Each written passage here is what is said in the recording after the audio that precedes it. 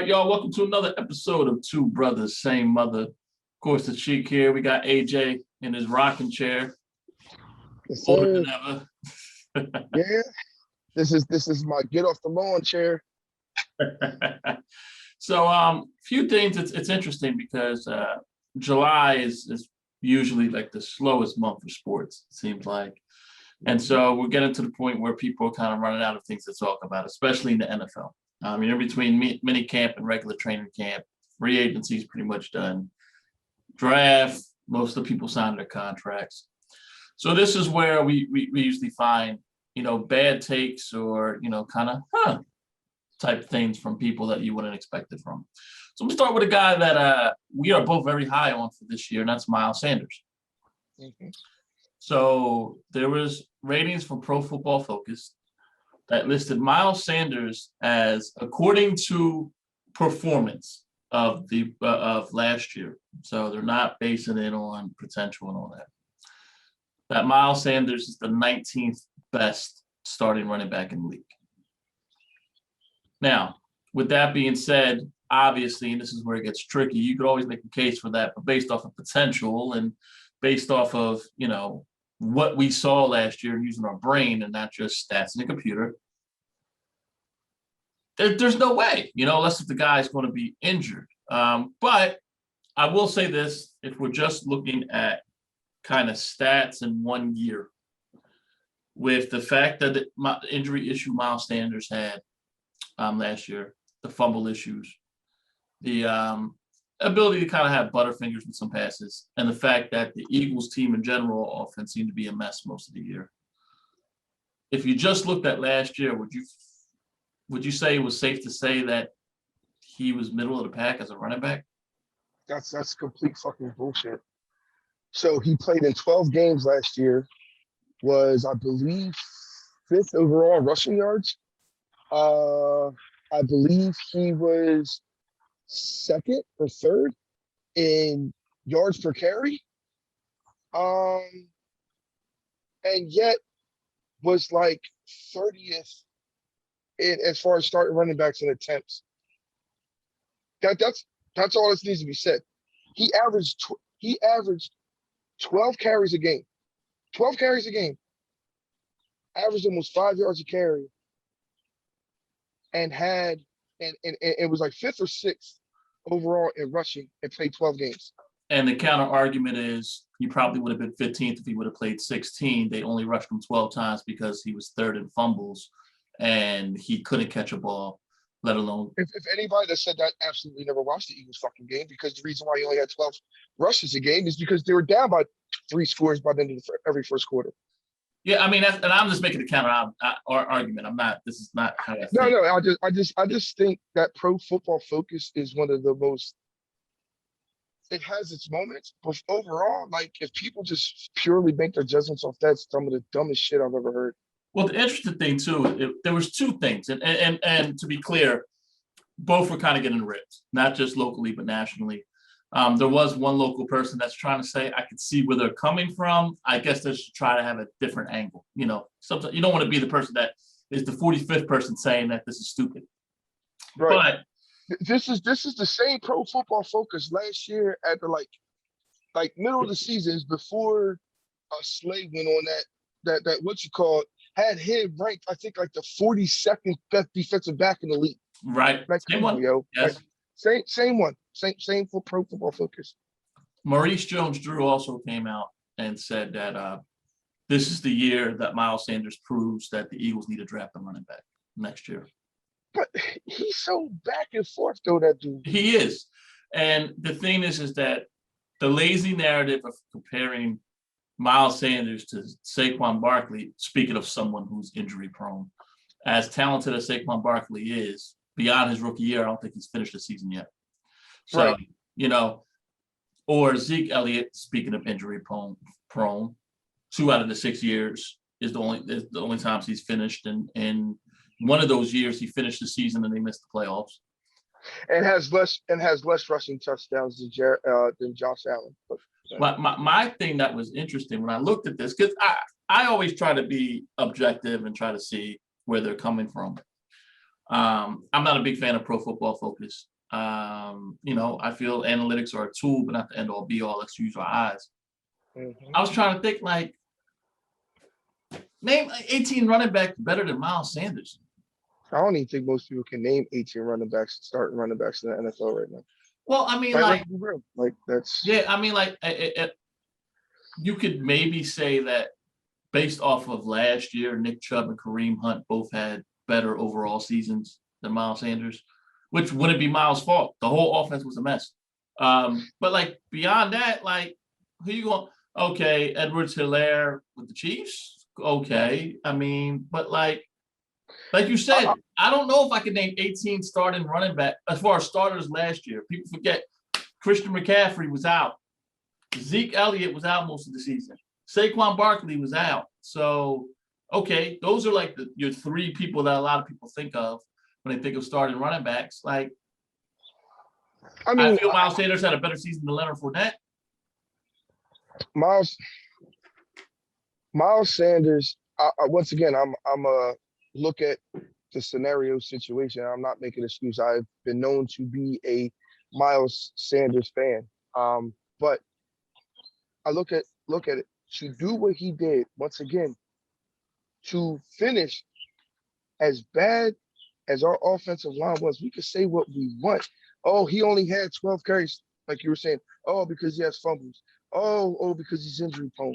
But he was still fifth in the league in rushing. Still fifth in the league in rushing. With all the bullshit that was it we played 16 games last year, the 15 different offensive lines that we had, the way the coaching was playing, to finish fifth in rushing and only averaging 12 carries a game. Come on, bro. Come on. That's crazy. That's and I'm hitting people with not just that, I'm hitting people with stats. It was fifth or sixth. Like he was, it's crazy. It's And I'm crazy. curious because it's funny when I look up rushing stats. So, and I'm trying to make sure that this is right. Miles Sanders was fifth for those 12 games. Technically, over the course of 16 games, he was 12, 13, 15th. Okay. So So he had so in the 12 games that he played, we'll go with that. He was yeah. fifth with And at that and, point with 12 different offensive lines. and one of those people is Lamar Jackson ahead of him. Give you an idea. So, Right. but like, let me name some of the names here. Derrick Henry, who's a beast. Dalvin Cook, who had a breakout year. Jonathan Taylor for the Colts, who Jonathan Taylor, just to give you an idea, had 232 attempts. Miles Sanders had 164. That's what I'm You saying. know, James Robinson and Aaron Jones. Aaron Jones had 201. James Robinson had 240 attempts. David Montgomery had 247 attempts. Nick Chubb had 190, but Miles Sanders wasn't that far behind. 867 to what Nick Chubb had, 1067. So 200 yards. One extra game, he might have got 200 yards. But I will say the positive thing. Games. The one person to come out, and I thought it was, I don't want to say surprising, but just interesting, to Miles Sanders' defense, so to speak, not saying he had to defend him or anything, was LaShawn McCoy. LaShawn McCoy was doing a presser, talk about the Bucs. Someone just asked him about the Eagles. And he started off with like, I'm not sure why you're asking me about the Eagles. Like, I don't get it. Like if I was retired, I understand I'm playing for the Bucs right now. But he did say, he was like, I don't get the Miles Sanders hate. I will tell you, I'm the franchise leader in rushing for the Eagles, and Miles Sanders is faster and better than me at that age than I was. He just needs the opportunity. Well, not just that. People forget that Miles Sanders also broke LaShawn McCoy's rookie record. So I think that I mean, we talked about it last week. We're both very bullish on Miles Sanders, but I just thought it was interesting that Maurice Jones-Drew and Pro Football Focus kind of say that this is it's going to be an extremely down year for Miles Sanders. LaShawn McCoy state he's going to prove that the Eagles have a franchise running back and a Pro Bowler for years to come, and that he expects Miles Sanders to essentially, if he stays healthy, to shatter his records for Eagles history. Yeah, Maurice Jones-Drew on Pro Football Focus because it's ran by who? Our old buddy Chris Collinsworth. Are well-known Eagles haters. So that's what I'm just going by with it. Right. Well, I mean, I would say this Maurice Jones-Drew actually, and that's what surprised me because he actually came out and said the Eagles are actually going to be a surprise team and they're going to blah, blah, blah, blah, blah. You got to remember, Maurice Jones-Drew is one of the heads of the people who used to play football. Now it's all about fantasy football. And that's the thing. Right. So he's gearing up to make all his takes match up with what his fantasy drafts are going to be, basically. Right. So he's going to draft Sanders low, but draft Devontae Smith and Jalen Hurts high. This is what you can kind of see how he's trying to line things up. In my opinion, I don't watch the fantasy football shows like that. We all know you don't play fantasy football.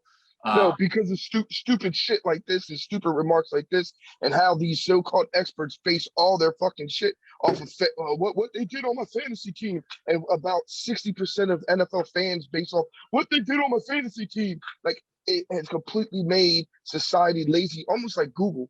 Like it's like in general, just you don't need to think anymore. Like people don't want to think, they don't want to look, they don't have the patience. People watch snippets, including my son, who I can't remember last time he sat down and watched the whole football game. He sits there and watches snippet and highlights. That's the thing. And then people are like, oh yeah, well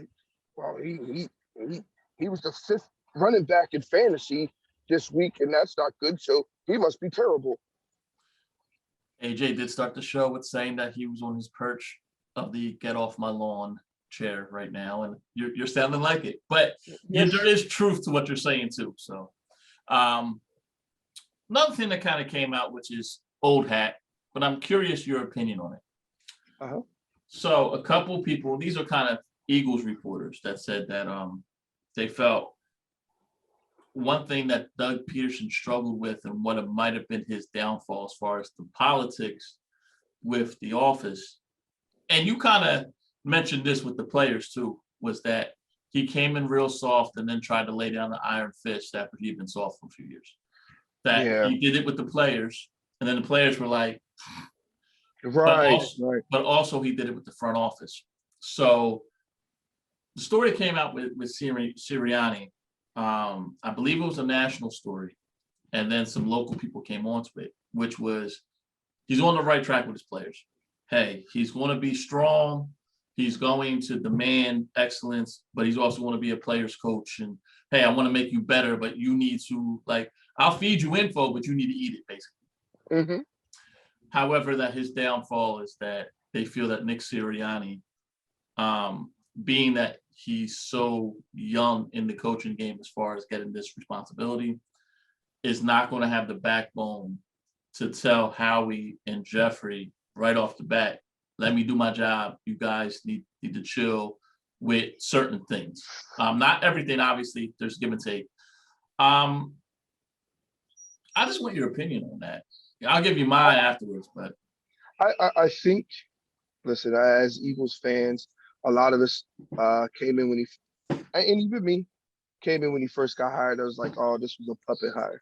This was because they can't get nobody because as John Ritchie would call them, Joffrey, you know what I mean? Or Hoffrey, sorry, not Joffrey, Hoffrey. I was like, Joffrey. Yeah, Joffrey's from Game of Thrones. He renaming him Hoffrey. Joffrey sounds like Indian Jeffrey. That's what Joffrey's a despicable character of Game of Thrones, but he was naming him Hoffrey. So, and I was understand where he's coming from, but like I said, it's the more I've learned about, like not learned, but listen to Sirianni, how he breaks things down. It's kind of turned me now. I will say this. I do think he's not going to have a say as in, i.e. Andy Reid would have, or a lot of coaches around the league. Supposedly, a lot of GMs have their hands in a lot of things. It's not something new. It's how like a lot of GMs are doing it now. Now, do I think he'll have a little bit more trust until he shows them that they can't be trusted. As far as with the game day roster, there was rumors that last year, um, and even actually almost the whole time that they were picking the game day roster for um, Doug.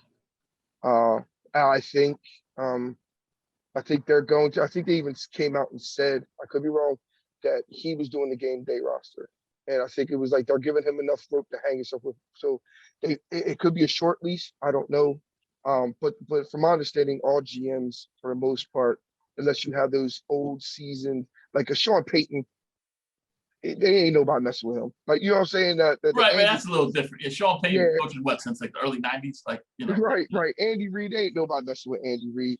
But you know what I'm saying? Like, so a lot of these other coaches, like you can't tell me the guys up in New York with old boy ain't, you know what I'm saying? They don't have their hand in this shit. right, So right. Well, my thing is that in the term of steamrolled, that Sirianni is going to be steamrolled. mhm, I don't see that. I feel like Nick is the type of dude that has a line, has a clear line in his mind, and mhm, so like, yeah, he gonna listen to Jeffrey and Howie in the sense of like, listen, I want to start this person, or I want this person in here, and here's why. But if you guys are seeing something different, we can collaborate. And now, but let me tell you, like, if you want this receiver to be the fifth receiver and he stinks next week, I'm gonna put it out. Like let me do my thing. You know what I mean? I can see that, but the whole idea of the hey, if they win and Jeffrey Lurie going, you need to pass more. I can see Nick going, we won. Like, let me do my thing. I got you. I understand. You want it to be exciting, mhm, but let me do my thing. Like, Nick is not right. going to be this, screw you, buddy type person. I don't get that. It's definitely a new school approach, but I don't see Nick Sirianni just letting these guys steamroll him because you could tell of anything else. You brought this up. He has a love for coaching. And someone, when they have a love and a passion for something like that, ain't gonna and they've worked their let's be clear, there's only 32 head coaching jobs in the NFL. Right. Period. You have one of the 32 biggest jobs you could possibly have in that profession. You ain't just ain't gonna let somebody just steamroll you on that stuff like that. I, You I just not. I'll give you an example. The difference between him and Doug is not saying Doug wasn't, not saying Doug was dumb or nothing like that. I know I called him dipshit Doug and all that stuff, but he's a smart man. Um, but Sirianni is such an X's and O, guys, and I'll give you an example, not of X's and O's. When I was a store manager, right, and this is how I'm gonna say like how Nick Sirianni would handle it. We had a district manager. He would come in. He would try to adjust your hours. Blah blah blah blah blah. And all these managers would freak out, and then they would struggle and they'd complain and all this other stuff. So it was a Friday night. He cut my hours last minute of a lot of hours I had for employees. Told them to go. I knew what was going to happen, but I had to show him, i.e., what I think Nick would do if they try to put their hands in it. This is why I did this, like the X's and O's part. That I allowed a line to go out of my store. He came out of my back room. He said, "What's going on?" I said, "This is when you cut those hours for me. What happens on a Friday night?" And Yeah. he told me to put my assistant manager back on the clock, and we were able to clear it.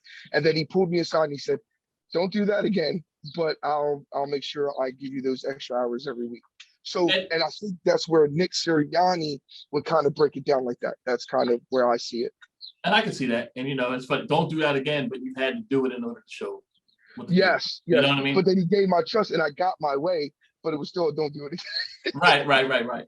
Um, yeah, I don't think I think Nick Sirianni, I think what the problem is that remember there's a lot of old school writers too. again. So they're not used to dealing with somebody who can literally have that emotional intelligence of I can put my foot down and yet at the same time not have to yell and scream about it. But at the same time, not just old school, like you said, it's boring this time here. Prime example, last year was super boring, right? Especially because there was no mini camp, no nothing, right? All of a sudden, right before the week before the season started, to try to get some juice on the season, even though I thought it was in bad taste, they brought up the story, but made it and worded it to where it was something new about with the whole assistant coaches firings and stuff. Right, right, right. How do but that was something that was already an article that happened like in February. Like, you know what I'm saying? So sometimes like this whole thing steamrolled. I know what article you're talking about. Actually, I saw it. Um, and but when you said the word steamrolled, I was You like, know what I'm talking about, right? yeah, yeah. Oh, that's the article he's talking about. Yeah, So I was just like, but once I said, I was just like, basically, it's the same narrative they had when he first got like in hired. January, exactly. And Yeah, they're like I just said, it's rewording it. just July. It's nothing to talk about. Mhm. You know what I mean? Right, exactly, exactly. So we did the offense last week. We're gonna do the defense this week as far as roster spots. Hmm. So I think I'll just do it the same way. I'm just going to name some players. Right. You tell me if something seems out of sorts or if there's someone that you think. I don't think there's going to be many You surprises might get here. a couple who's from me on the defense. What's that? You might get a couple who.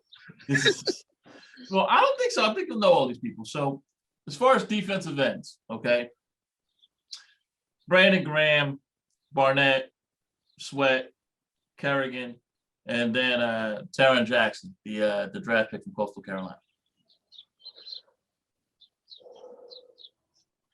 I think Jackson will end up being on the practice squad, but I think those other four guys will make it.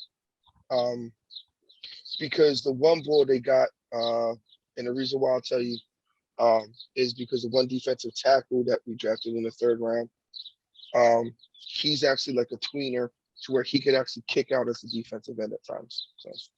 Okay, well, at defensive tackle, I have Cox, Hargrave, Milton Williams, who's who you're talking about. Mm-hmm. And this is just me because that's my boy, Hassan Ridgeway. I think all four are on the team. You know, now with that being said, I mean, you know, the guys that are missing are that doesn't mean they won't be on a practice squad, but Tupioltu, the guy that they drafted from USC for defensive tackle, he's a refrigerator. T.Y. McGill, Raekwon Williams, William Henry. You know, Tupi. I actually think, I hate to say this, but I think old boy from USC might knock your boy Ridgeway. And that's where I'm saying I really like Ridgeway, but I could see that. And I don't think Ridgeway would be on the practice squad. I think someone else would pick him up. Like he's that nice, you know. He's not clearing waivers. Right. Now it's weird because Jonathan Gannon does seem to have this type of thing where he has a position that's not necessarily and it's not necessarily a linebacker. It's just stand-up pass rusher. Mm-hmm. You know, and so they usually have one position. They had. I was looking at a few articles. Both of them kind of mentioned the same type of thing. The third one kind of hinted at it. I was actually going to bring that up, but yeah, go ahead. What's that?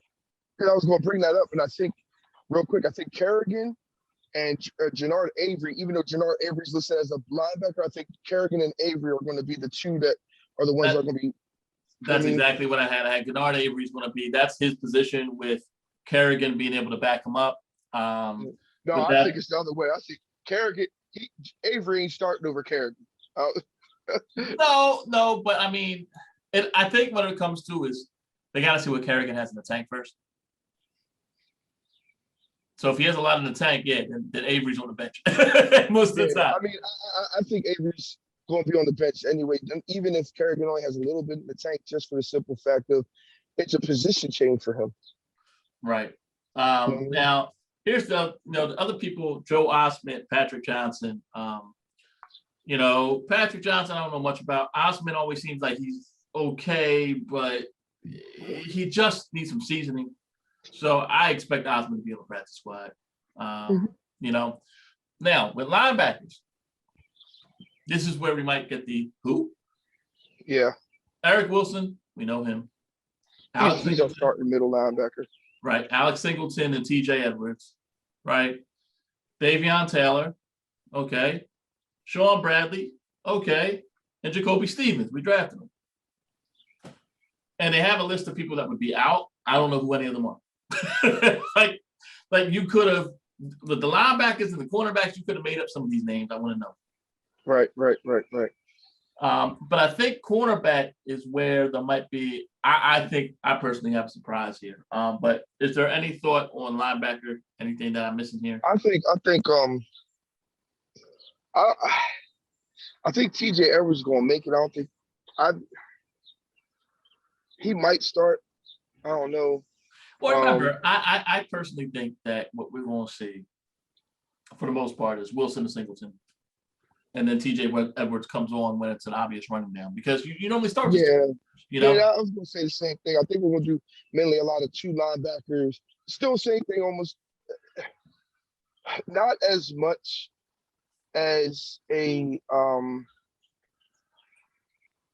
not as much as a Schwartz defense. It's going to look a lot like Minnesota's defense, where they, Right. like I said, they had the two linebackers, but they also played two safeties. But Schwartz kind of was like almost like always in a base defense and just, hey, my four guys get up the field where we're going to be, like prime example, Jacoby Stevens might be on the field, and then all of a sudden it looks like he's lined up with safety, and Kerrigan drops back and picks up the linebacker, and Jacoby Stevens blitz it, which we didn't see that type of stuff under Schwartz. Right. And now Avery can play linebacker or end. Kerrigan can play linebacker or end. Mm-hmm. Stevens can play linebacker or safety. Like you Mm-hmm. got a little, Right. as Jeffrey Lurie put it several years ago, optionality. Optionality. Now quarterback, Slay, Maddox, McPherson. Those are your three that you're pretty sure. I mean, why would they not make the squad, right? Yeah. Behind that, Michael Jaquette and Josiah Scott is what I have here with Craig James not making the team. So I think we're going to carry 5 defensive backs, 5 corners. Yep. I read something that they were saying that the number 2 spot, the battle for the number 2 spot is going to be McPherson and Jaquette. Right. This is scary. Yeah, it is scary. A little scary. Now, real quick, McPherson is a kid from down here. I know I work with a couple people that know his dad and and some of them know his family, but not him personally like that. You know what I mean? Right. Half of them say they call him Zach. Several people say they call him Zach. I just want to call him starter. And not by default. I don't want to call him starter. No. I want to call him starter, but not by default. Like if he earned, okay. Yeah. I'll tell you what. Got Let me rephrase that. I would like by the end of the season to call him Pro Bowler. How about that? That'd be great. Even if it was an alternate. Or at least a future Pro Bowler. Right. Yeah, right. another guarantee Pro Bowler. You make the all rookie defensive team. Yeah, there you go. Interesting stat. Take a guess at how many years it's been since the Eagles had a cornerback that they drafted pick off a pass in the playoffs.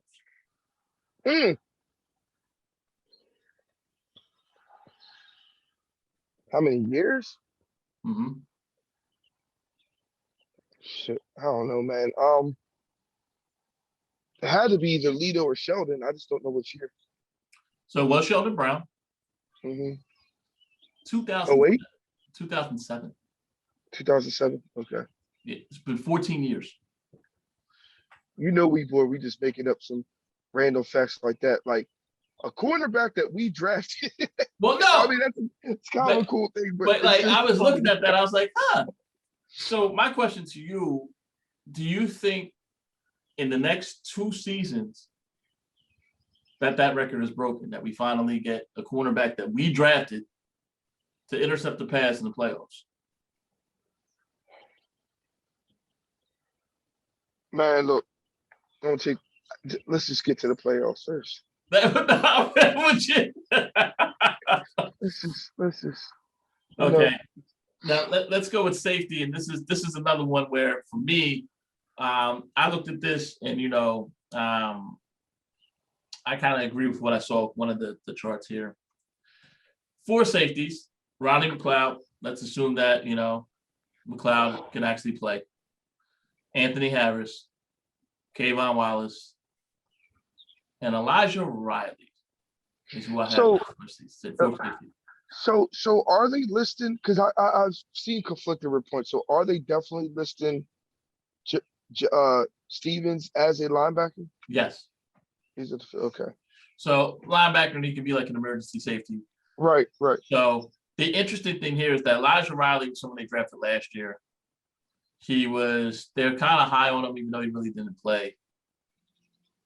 And it seems like every year those backup veterans They're okay. They're not great. Howie gets rid of them, which is why I think Riley earns the spot as opposed to Marcus Epps.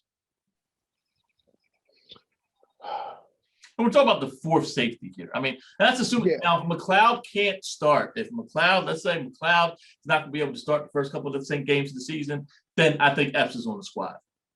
Because I don't know if they'll be able to trust Kayvon or Riley, shit. you know. Yeah. Well, the PUP spot. I don't know. I think Epps would probably. I don't know. Maybe they put Bull on practice squad and keep Epps. That's like you said. That's another battle. It's gonna be for a fourth corner battle. You know what I mean? So, I mean that sounds crazy, but that's just how detailed us Eagles fans are. Like we're discussing. Just the 50th man on the roster, you know. Yeah. Hey. Now, here's the thing. You know what I mean? Like for example, a corner. Listen, let's be honest.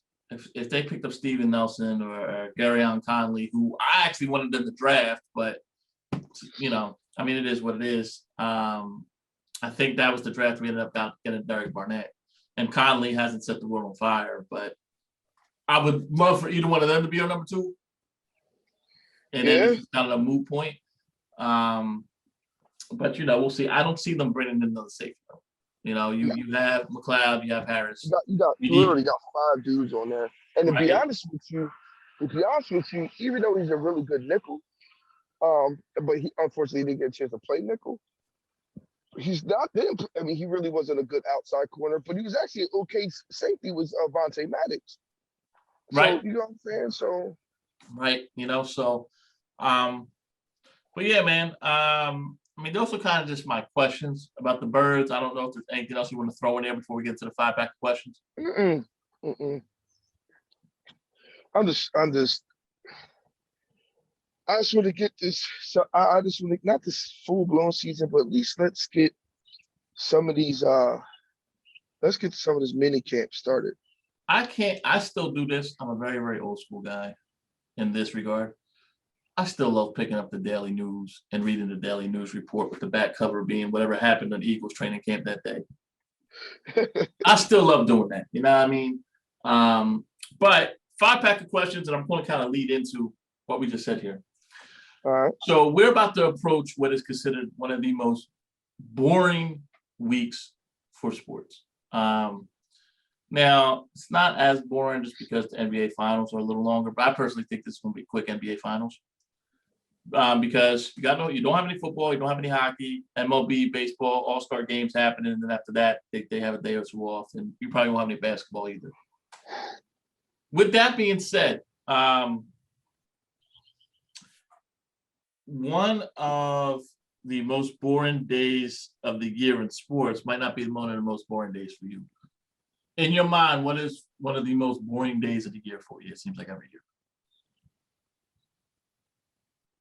Or maybe it's just a letdown, or you know. Never really looked at it. Like for me, the day after Christmas. Like Christmas is great, and the day after Christmas is just like it's so anticlimactic because you're always looking forward to Christmas, even if you don't get any gifts. You know what I mean? The day after Christmas is like, ho hum. Nah, I mean, day after Christmas is still kind of fun for me. With me having, even though they're a little older now, but still like having the kids, and I'm still excited about their stuff and watching them play with all their shit. And it's normally in the past it was never boring because that's the day I spent putting a bunch of shit together. Yeah, see, the day after Christmas, because I don't have any kids, I'm just at home chilling. Right. I feel you.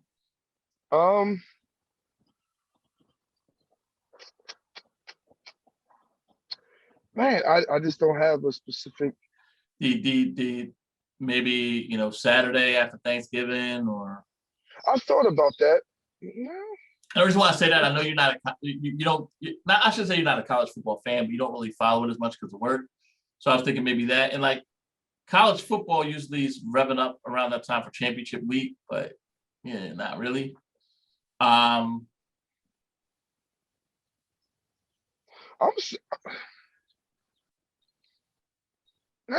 don't really have one, to be honest with you.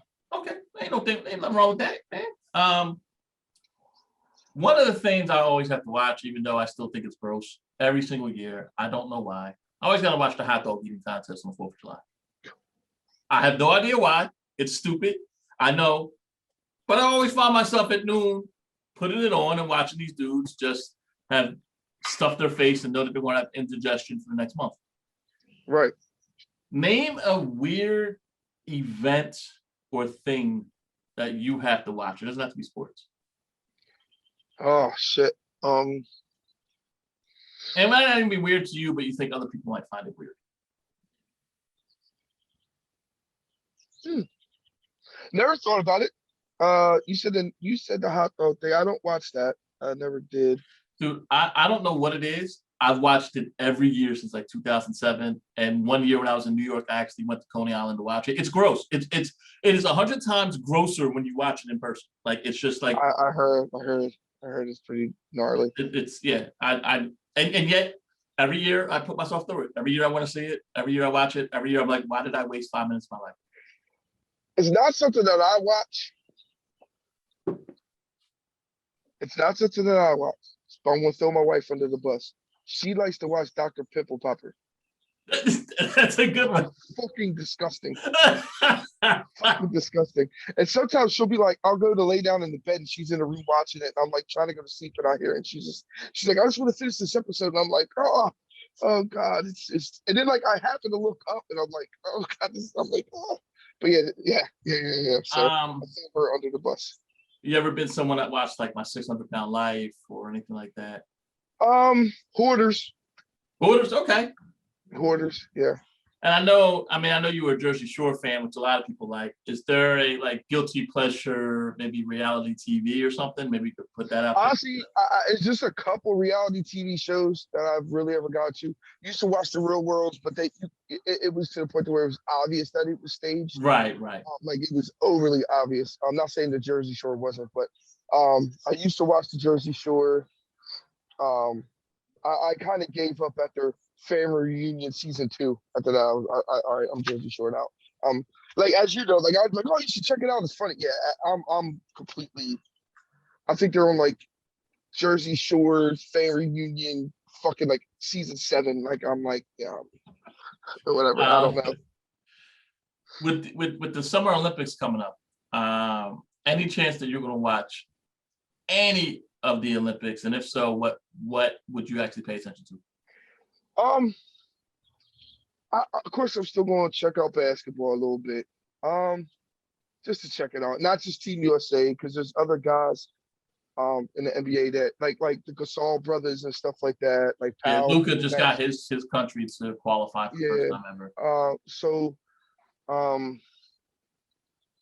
But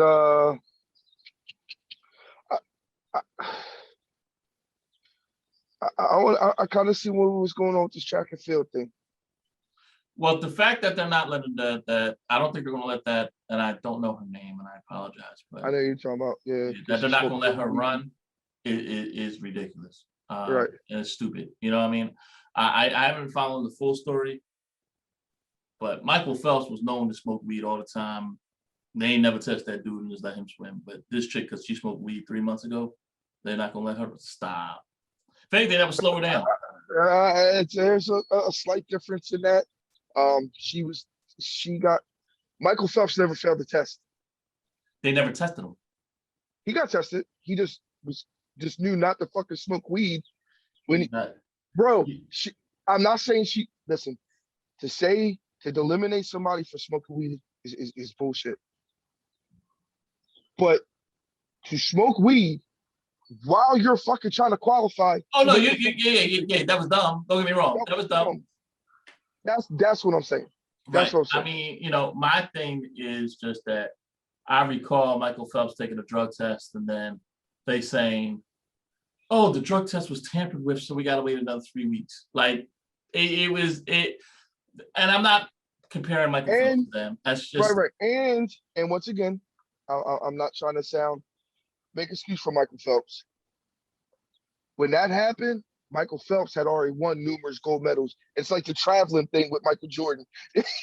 Michael Jordan can take 5 steps, but anybody, you get what I'm saying? I'm not saying I'm not saying it was Right. I'm not saying it was right. I think when it comes to, I think it's what you said. It's just in this day and age where in I think like 40 to 50 states, weed is legal. It's It's a little anybody silly. out there that has actually smoked weed, excuse me, like knows that it's not an advantage. No, Other no, than if you were in it's the not an advantage in anything. other than if you're in a Nathan's hot dog eating contest, if one of those guys fucking tested positive, then I can see that. But in fucking Yes. no, it's just stupid. Someone test Joey Chestnut right now. Then we just found out why he. Yes, you know what I'm saying, like if that's the case, then yeah. But Oh man. not You when know you're what? running. I actually always enjoyed watching the swimming trials too for some odd reason. Even I before used cups, to. I always liked it. I remember I used to watch the diving years and years ago. Not now, but yeah, I used to actually like the Olympics. All the Olympics used to be really really fun. Um, in our childhood, we didn't have we had that was one of the things I used to like to watch with mom. Me and mom Right. used to have a lot of fun. And you were little, you used to sit there and watch it with us too. You probably don't have a lot of memories of that, but A little bit. I mean, I remember with the Winter Olympics watching hockey for some odd reason. right. I'm talking the Because early '90s. right, and it was the one time that mom didn't care that the sports was on TV. Right. Out of curiosity, name a GM or front office person you wish would come to Philly. Oh, what's his name? God, the black dude that was doing Monday Night Football, Oh, I was about to say Louis Riddick. Louis Riddick. I would like to have him as a GM. I mean, honestly, if we could get Theo Epstein in here for the Phils, even though I know Dombrowski just took the job over, or somehow we could lure Ozzie Smith out of not Ozzie Smith, Ozzie Newsome out of retirement. Right. I think that'd be cool too. A lot of people are going on vacation, they're doing road trips. Give me a U.S. vacation spot. So in the U.S. that you would love to either road trip or go to.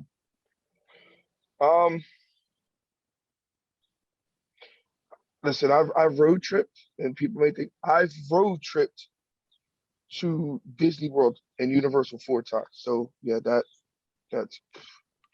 um people still setting off fireworks. Anyway. Um, huh? That I would, you know And I what? mean, for me, this wouldn't be a road trip, obviously, because you couldn't drive there. But I would love to, at some point, to check out Hawaii. Yeah, I've never been. Of yeah, I've never anything been. else, whether you talk about Vegas and that type of stuff, I think I would take Hawaii over all that. Yeah, but I'm saying like just keep it. Let's keep it on the mainland, right? Okay, Let's so try the to 48. keep it on mainland. And I I would was probably. I was going to cheat and say the U.S. Virgin Islands, but we're not going to do that. That's the Um, comment. keep it on the mainland. I would like to say maybe a nice trip to either like and if I'm going to road trip, I'm going to road trip, right? So even though Niagara Falls would be a nice little drive, but like road trip to the Grand Canyon. Grand Like Canyon would be my and number stop one. along the way. You know what I mean? Stop Yeah. in Arizona. I heard it's really nice out there. That'd be dope. Where's the geyser at? Old Faithful. Oh, oh fuck, I can't think of that right Yeah, now. but I'd probably go there. Maybe go to Carson Wentz country and check out Mount Rushmore. I know he's North Dakota and that's South Dakota, but still, it's Dakotas, Whatever. It's Dakotas. right? You know, but yeah, like I think that'd be dope. Just drive if I'm going to drive out and spend like 2 weeks, and I think that'd be kind of cool. It's never see. Here's the thing. The issue is it's never the drive there. It's It's the always drive the back. long drive back. Yeah, all the excitement's done. Yeah, and plus you're exhausted from all the excitement. So technically that was 5 questions, but I'm gonna throw a sixth one at you. Okay. All right. So WWE Icons is one of the several different programs that do documentaries on wrestlers or situations, and Mm-hmm. they're about to release one on Lex Luger. Mm-hmm. Did they release the one on the British Bulldog yet on Icons or no? I believe so. They did. I think Okay, because I looked at it the other day, either and they did or it's done, and they're planning to release it soon. okay, because I I know know the the next one to come up is Lex Luger. Okay, so they haven't. So I guess they're saving the British Bulldog one for the last one. Okay. Name a wrestler you would love to see a documentary on. Oh shit! Oh man.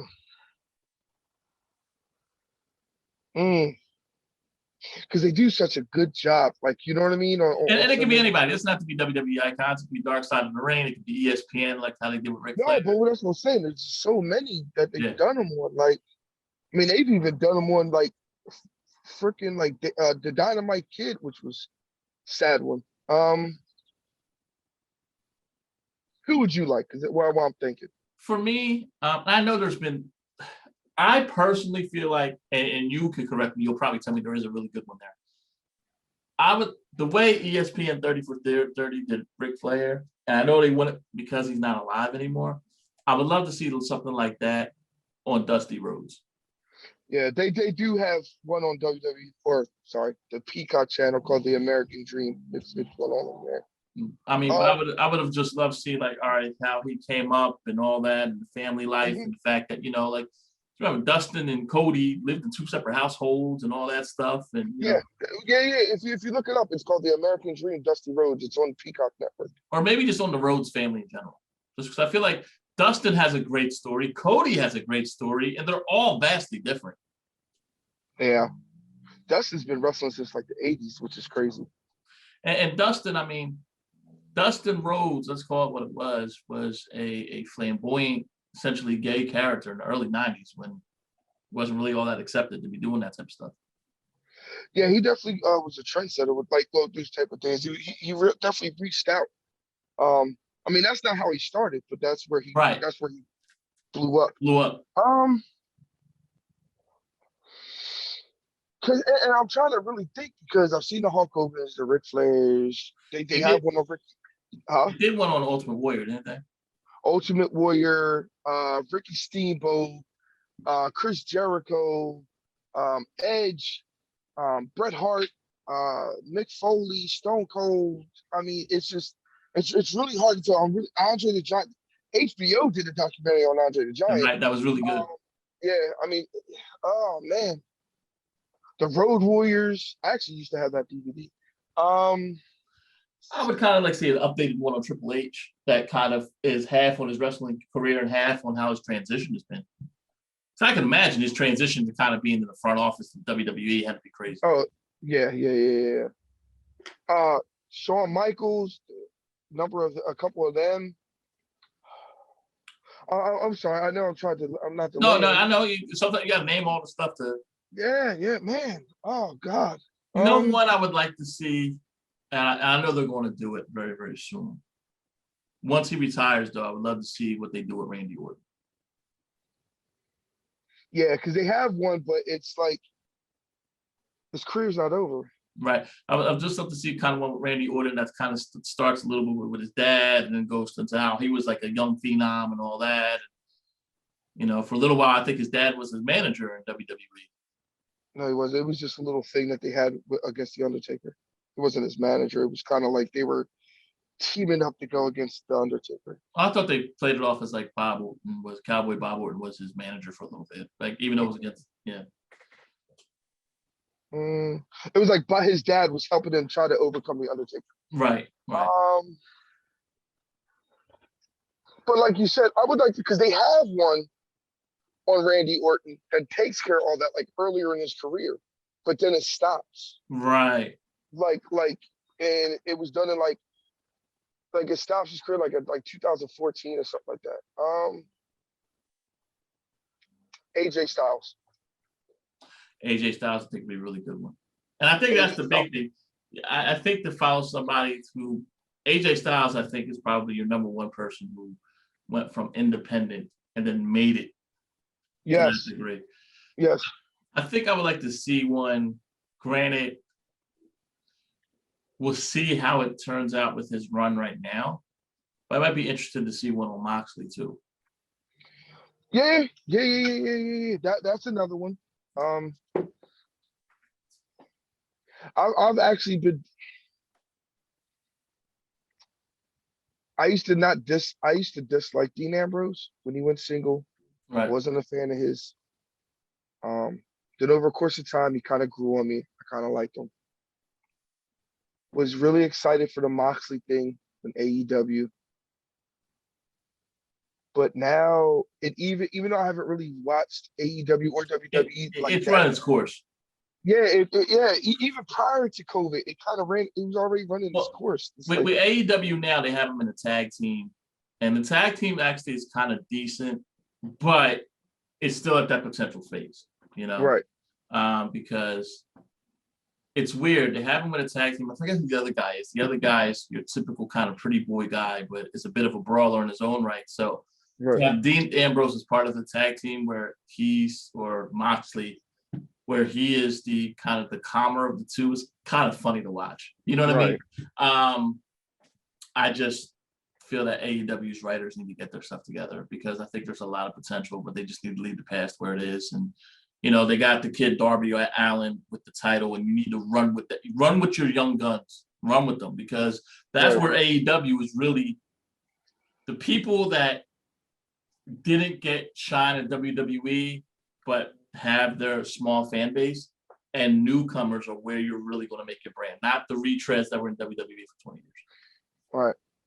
You I know, mean, yeah, just I don't know. It with AEW just seems like it's like old writers from WCW and TNT have gotten together and like, well, maybe if we put both our ideas together, we could make. It's just like, stop. really, Like, like listen to stop. Jim Like, Ross, please. You brought him on there, and you're not listening to the guy. I mean, it's kind of hard to listen to a guy when he keeps slipping up and saying WWE instead of AEW. And man, 25 years. You know what I mean? Like, you know. But I mean, I just think it's interesting. I feel like with the crowds coming back, and I think that I have not been excited to watch a pay-per-view for a while. I think I'm going to be really tuned into SummerSlam this Yeah, year. I think this SummerSlam is going to be great. yeah, that's not the first crowd. I think it might. No, it's not going to be the first crowd pay-per-view, but It like you won't said, that's be, but I think that's going to be the first one where well, it's going to feel like SummerSlam's more always been the WrestleMania of the summer. So right, right. That's so. Um, but yeah, I'm kind of looking forward to wrestling on both ends, hopefully being back. And right. I know WWE's been having a hard time because they want to let fans in with the whole Zoom thing and all that, like they were doing before. And more people kept on making their Zoom profile pic Chris Benoit, and I think they've Well, I had. mean, I know they fixed a lot of that. It's just I tried, man. Me personally, I tried. I watched a couple things. I just Yeah. when you could tell the crowd noise was just so like pumped in. It was just so obvious that it was pumped in. It was like I can't. Right. Like I went like good 5-6 weeks watching Raw and shit like that. And I was like, I can't do it anymore. Well, that's our show. We're going to have some more interesting topics throughout July. I know July is usually the roughest month when it comes to most sports, honestly. I mean, even if you're a baseball fan, July is kind of starting the dog days. And, like, unless if you went to, I mean, Wimbledon's this week. If you into tennis, I mean, hey, Hey, even golfers are like, man, it's too damn hot. right. Listen, man, I found myself on the 4th of July. Granted, it was only for 5 minutes, but I literally was like paying attention. I had to catch myself. Like, what the hell am I doing? Watching the PCL, Professional Cornhole League. Wow. And I was like, the only reason why I watched for like a minute or two was because it's cornhole. Like you just throw a bag into a hole, but they had all these different strategies, and I didn't realize one side's stickier than the other and all this. I was like, what the hell's going on? And it was in Phillies. It was in Valley Forge. So I was like, oh, I know that place. But and then after like a couple minutes, I'm like, I'm being an idiot. There has to be something better on TV right now. Right. But yeah. So listen, stay safe. Hopefully nobody injured themselves with fireworks and all that. I see that you're still posting, the workout songs and stuff. you know. We're going to continue that stuff too. And it's funny, I've actually discovered while I was looking for some stuff, some old mixes that I did years ago. I think I sent you one. I don't know if you got a chance to listen to it, but you know, it reminded me of some music too that I was like, oh, I forgot about this song. Or I forgot about that song. So we're going to continue with the working out and stuff too, man, and get a little stronger, get a little healthier, and ultimately that way we can gain it all back with the wings we eat during the Eagles season. Yeah. One final note. Good call on the Corona premiere. Yes. Oh, well, I'm not drinking it. Well, I am drinking it, but you just eat. Yeah. It's I can do a little close because I'm outside and it's dark. But yeah, I think I'm light-skinned it.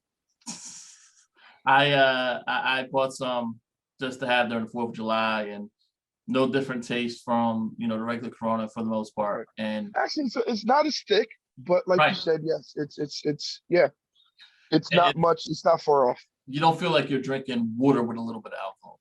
No, and you don't feel bloated either. Right, so. and that's the other thing. You take, I had about 2, and I was cool. And you know, like it's not like, granted, you're watching the Eagles game, we'll probably kill a 24-pack, you know, but you know, it was a good call. I just thought I'd point that out, man. But all right, that's our show. Before the sun goes down entirely on you. Anything else? Yeah. Nah, man. Just stay safe, man, and just try to listen, man. Even if you're not working out so much, like I have my buddy Lonnie, who hasn't been hitting the gym, but he likes to draw and he likes to art, and he's been using actually some of the music to when he listens, he's been doing it to draw. So like why he draws an inspiration. So as long as you know it's inspiring you to do something, then man, that's what it's there for. Yeah, man. I mean, listen, mental health is part of a workout too, and when you're creative, you're helping with that mental health. So that's all good too. But all right, y'all. Till next week. Peace.